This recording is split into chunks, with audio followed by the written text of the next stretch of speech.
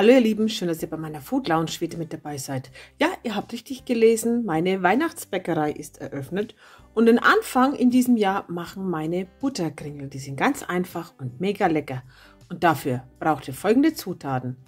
Wir brauchen 120 Gramm Zucker, 280 Gramm Mehl, dann so gute 4 Esslöffel Milch. Dann geht es weiter mit der Butter, davon braucht ihr 220 Gramm, die sollte weich sein, etwas Vanillepaste, 2 Eigelbe und für die Verzierung habe ich hier Kuvertüre und zwar 200 Gramm und dann noch ganz viele Streusel. Ich hatte hier jetzt bunte Streusel, ihr könnt aber nehmen, was ihr wollt oder auch weglassen, je nachdem, wie ihr es gern haben wollt. Dann braucht ihr noch einen Spritzbeutel und eine Sterntüte. Das ist ganz, ganz wichtig, denn im Grunde genommen sind diese Butterkringel Spritzgebäck. Ich hatte hier jetzt eine etwas kleinere Tülle. Je größer die Tülle ist, umso größer werden die Butterkringel und auch dicker.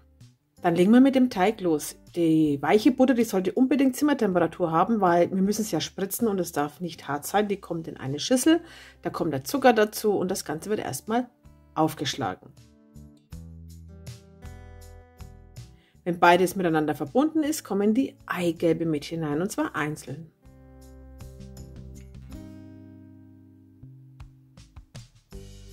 Jetzt könnt ihr nach und nach das Mehl dazugeben, also immer so esslöffelweise dazugeben. Nicht erschrecken, der Teig wird jetzt richtig fest. Ist ganz normal, weil da fehlt nämlich die Flüssigkeit, aber die kommt da jetzt dann mit der Milch. Die Vanillepaste noch mit dazu, dann nochmal kurz umrühren, denn ich möchte ja gern, dass es extrem nach Vanille schmecken. Da ist einfach Vanillepaste am besten geeignet statt Vanillezucker. Ihr könnt aber auch Vanillezucker dazu geben. So, und jetzt geht es an die Milch. Ich hatte jetzt komplett die ganze Milch, was ich in dem kleinen Glas drin habe, verwendet. Ihr müsst halt schauen, euer Teig muss spritzfähig sein. Das heißt, nicht zu fest, aber auch nicht zu flüssig. Wird er zu flüssig, dann zerlaufen die euch voll in die Breite.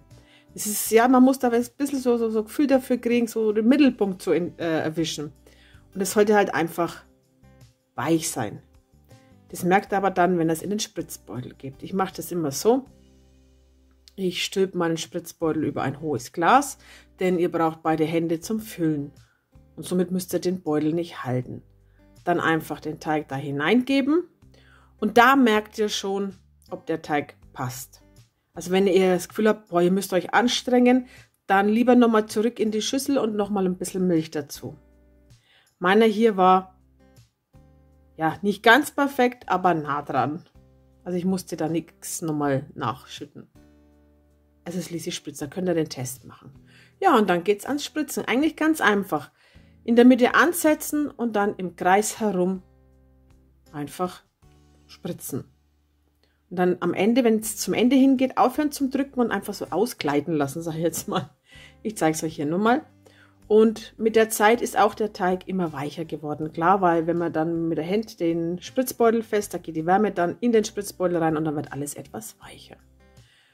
Ja, und dann müsst ihr halt eben schauen, wie groß ihr sie haben wollt. Ich habe übrigens die 2 ersten da oben wieder weggemacht, die waren mir zu klein. Und so sahen dann meine aus. Die dürfen jetzt bei 170 Grad so 12 bis 15 Minuten backen. Und nach dem Backen sahen sie so aus. Also man sieht schon, sie gingen in die Breite. Und die müssen jetzt komplett auskühlen. Ich verziehe meine, ihr könnt eure natürlich so lassen, ihr könnt es auch mit dunkler Schokolade verzieren, ihr könnt es eigentlich machen, wie ihr wollt. Aber ich hatte hier jetzt Kuvertüre, die habe ich geschmolzen und ein kleines bisschen Kokosfett mit hineingegeben, damit das Ganze etwas geschmeidiger wird. Dann tauche ich die Hälfte eines Kringels da hinein und dann drücke ich einfach auf meine Streusel. Also ich habe es so gemacht, ich habe einen Teil mit Streusel gemacht und einen Teil habe ich einfach so gelassen, denn Streusel ist nicht jedermanns Sache. Bloß ich muss sagen, die hier, die waren echt lecker. Manche Streusel sind ja so extrem hart. Das waren die jetzt überhaupt nicht. Die waren so crispy-mäßig. Diese Butterkringel halten eine Ewigkeit. Und zwar locker über einen Monat. Ihr müsst sie nur dunkel und trocken lagern. Also am besten so in eine Keksdose. Ja, und das war es dann auch schon wieder von mir. Das war jetzt mein erstes Weihnachtsrezept für dieses Jahr. Ich hoffe, es hat euch gefallen. Wenn ja, lasst mir einen Daumen nach oben da, abonniert meinen Kanal und wir sehen uns ganz bald wieder. Dann wünsche ich euch noch einen tollen Tag. Bitte bleibt gesund, passt auf euch auf und bis demnächst. Tschüss.